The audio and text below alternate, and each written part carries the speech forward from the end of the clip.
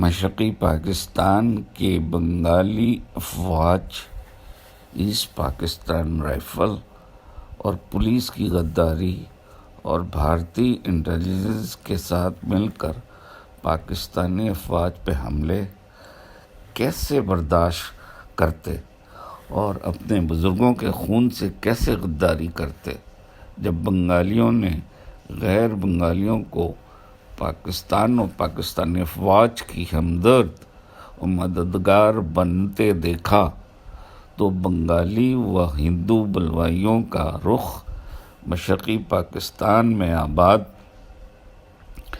اردو بولنے والوں کی آبادیوں کی جانب مڑ گیا۔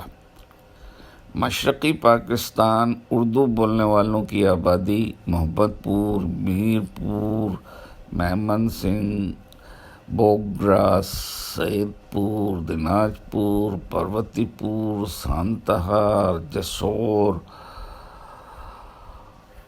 کھلنا، خالص پور، یہ سب بڑی آبادیاں تھیں اور اس کے علاوہ بہت سارے بنگال میں اور جگہوں پہ کافی نان بنگالیز سیٹل تھے، حتیٰ کہ گاؤں دیہات میں بھی کئی خاندان آباد تھے۔ اردو بولنے والے اور پاکستانی چند فوجیوں نے 5-6 دنوں تک دفاع کرتے رہے۔ اس کے بعد مغربی پاکستان سے پاک آرمی کی کمک پہنچی اور ممکن حد تک شہروں کے حالات کو کنٹرول کیا۔ پاکستان آرمی کے خوف سے بنگال میں رہنے والے لوکل اور ہندو بلوائی شہروں دیہاتوں میں مقیم اردو بولنے والوں کی چھوٹی چھوٹی آبادیوں کو قتل کرنا شروع کر دیا۔ عورتوں کو 10 سال کی عمر تک کی بچیوں کو بھارت کے شہر کلکتہ لے جا کر فروخت کر دیا۔ دوسری جانب بھارت پاکستان کے اندرونی معاملات میں مداخلت کرتے ہوئے جنگ کا آغاز کر دیا۔ ماؤں کے لاڈلے اور پیارے اور جگر کے ٹکڑے مشرقی پاکستان میں سیاسی جدوجہد بغاوت میں بدل گئی۔ پاک افواج ندی نالوں دریاؤں میں گھرے سرحدی علاقوں میں پھنس کر رہ گئے۔ اندرونی اور بیرونی خطرات بڑھتے گئے۔ پاک فوج کی للکار پہ ماؤں کے جگر کے ٹکڑوں نے نان بنگالیز نے لبیک کہا اور اپنی تعلیم کو نامکمل چھوڑ کر فوج میں بھرتی ہو گئے۔ یہ بات بتانا ضروری ہے کہ فوج کی نوکری ہمارے ذریعہ معاش کے لیے نہیں تھا۔ ہماری تنخواہ 112 روپے تھی، جبکہ میرے ہوٹل کے مینیجر کی تنخواہ 250 روپے تھی۔ افواج میں سہولت وہ جذبہ تھا، افواج میں شمولیت وہ جذبہ تھا جو ہمارے بزرگوں نے ہم سب میں پیدا کی تھی۔ یہ لاڈلے EPCF بہاری کمیونٹی عام طور پر سے جانے جاتے تھے، یا نان بنگالیز یا غیر بنگالیز، مشرقی پاکستان کے ہر اضلاع سے فوج میں داخل ہوئے، شریک ہوئے اور EPCF جوائن کیا۔ پاک آرمی کے زیر سایہ ہم توپ خانے، آرٹلری، GD میں سگنلز اور وائرلیس آپریٹر MT کر کے ہر پاک آرمی کے ہر شعبے میں اور EPCF کے ہر شعبے میں ہم اس وقت چھوٹے نوجوان تھے، 15، 16، 14، 12 سال تک کی عمر تھی، اور ہم پاکستان آرمی کے مختلف سیکشن میں کام کرتے رہے۔ مشرقی پاکستان جب بنگلہ دیش وجود میں آیا، پاک افواج میں بھرتی جتنے بھی ہم نان بنگالیز تھے اور بچے تھے، وہ یا تو شہید ہو گئے یا پھر جنگی قیدی بن گئے۔ 16 دسمبر 1971 کے بعد یہ جگر کے ٹکڑے ای پی سی ایف بہاری کمیونٹی کے جوان اور بہاری نان بنگالیز پاکستانی آبادیوں کے ساتھ بہت ناروا سلوک کیا گیا۔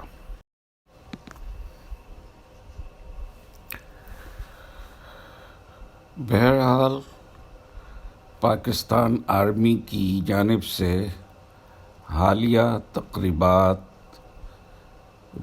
پذیرائی جو کہ ای پی سی ایف بہاری کمیونٹی کے اس میں نان بنگالیز بھی تھے، غیر بنگالی، ان کی پذیرائی کی گئی اور وہ مشکل سے انہیں ڈھونڈ کر تقریباً 1000 نفری ڈھونڈی گئی اور جن کو انعامات سے بھی نوازا گیا۔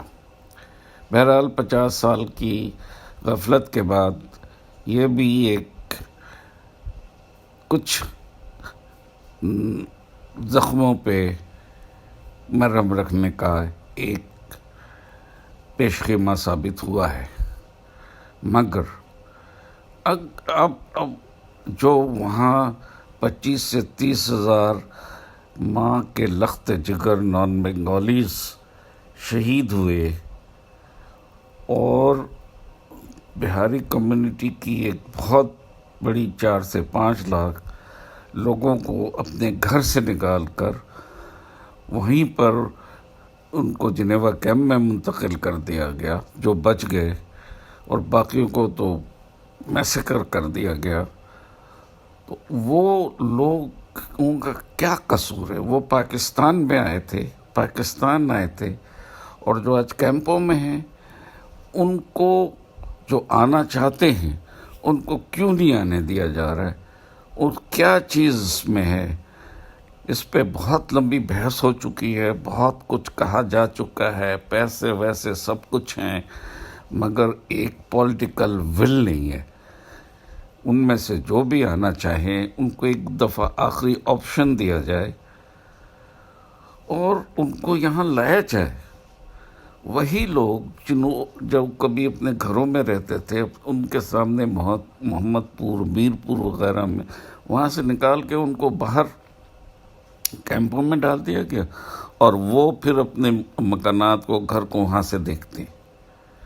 تو کیا ظلم ہے، اور اس میں سمجھ میں نہیں آتا کہ ایسا کیوں ہو رہا ہے، ان کے املاک کو کیوں قبضہ کیا گیا ہے، ان کو کیمپوں میں کیوں رکھا گیا ہے، ان غیر بنگالیوں کو، عرف عام میں بہاریوں کو، اور اس پر وہ وہاں کے مقامی آبادی قابض ہے، اور وہ کیوں ایسا ہو رہا ہے؟ ان کو کیوں نہیں؟ یہ انسان ہیں یا انسان سے بھی بدتر زندگی گزار رہے ہیں؟ تو ہماری گورنمنٹ سے اپیل ہے کہ ان کو پاکستان منتقل کیا جائے، اور یہاں پر جو لوگ آ گئے ہیں ان کو شناختی کارڈ کا مسئلہ جو ان کا ہے وہ بھی حل کیا جائے، کیونکہ جو آ گئے ان کو مشکل سے شناختی کارڈ بنائے، اور اب بن گئے تو ان کو وہ بلاک کر رہے ہیں۔ پلیز خدا کے واسطے اللہ سے ڈرے یہ گورنمنٹ اور جو بھی پاور میں آتے ہیں، اور انسانیت کے ناطے ان کے مسئلے حل کریں۔ جزاک اللہ خیراً۔ اللہ حافظ۔ ملتے ہیں اگلے ویڈیو میں۔ اگر ویڈیو پسند آئی تو میک ٹی وی کو سبسکرائب کر لیں، لائک کریں اور شیئر کریں۔ جزاک اللہ خیراً۔ اللہ حافظ۔ امید ہے کہ آپ کو ویڈیو پسند آئی ہوگی، اور اگر پسند آئی ہے تو لائک کریں اور شیئر کریں۔ جزاک اللہ خیراً۔